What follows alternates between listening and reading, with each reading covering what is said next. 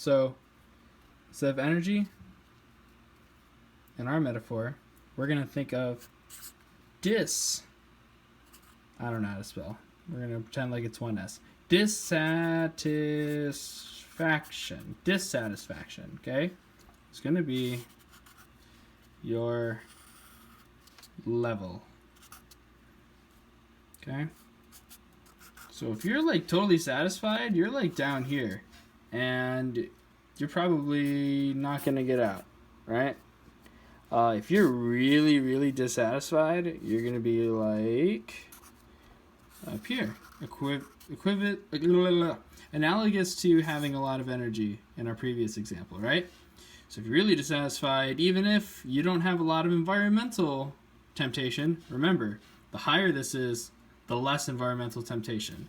So even if you have a lot, you can probably still get out. Because you're just really fucking dissatisfied. You're going to go find some Oreos even if you don't know where any are. Right? You can order Oreos on Amazon. This is like, okay, I'm too fucking, I don't even want to cook. I'm going to order pizza. Like, that's this level right here, okay? Not like I'm ordering pizza because I want pizza. So that's where that's like above environmental temptations. Unless you're watching a bunch of pizza commercials, in which case, fuck TV, stop watching commercials. So that's the analogy there, okay? So I've given some examples. So you've got high environmental temptations, which means that this is low, and low dissatisfaction. So even though it's really easy for you to get out, you have low dissatisfaction. You're really fucking satisfied. So you're just like down here. You're probably not going to get out. And notice, yeah, I didn't pick that for no reason. I guess it's kind of, I'm assuming that if you're really satisfied, you're not as likely to go trying to get these sources of instant pleasure. Because why would you leave a healthy zone unless it was pleasurable to, right? Because the brain does what is pleasurable. It's pleasurable to be happy, or to be healthy, but sometimes it's pleasurable to do things that are unhealthy. But if you're really, really satisfied, you're not really seeking a lot of pleasure, your needs are being met, and you're already in this space. Now, that's the key point. If you're already in this space, less likely to leave. Okay, here we've got low environmental temptations, but high dissatisfaction. So low environmental temptations means these barriers up higher, right?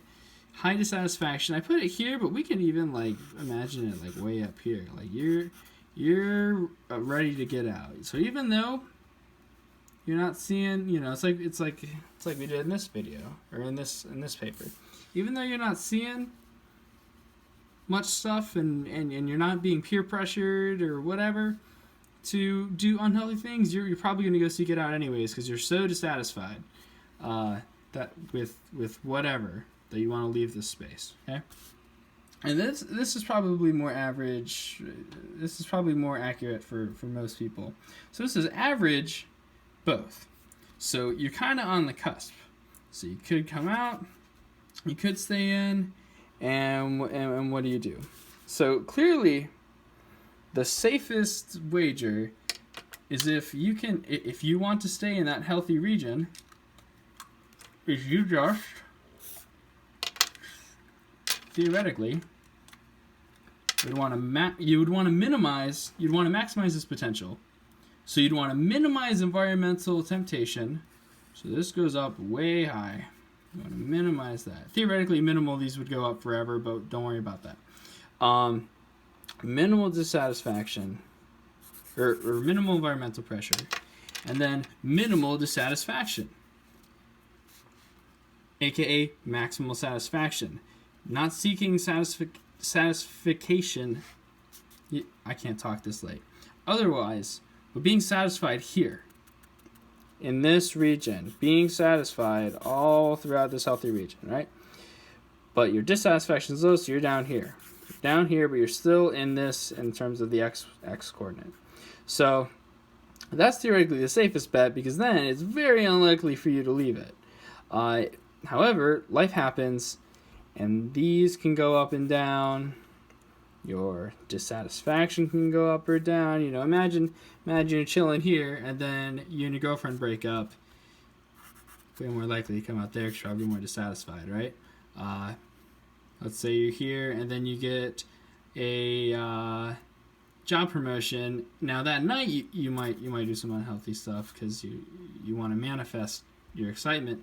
But after a while, let's say your life is so, you're getting paid more and everything else is good.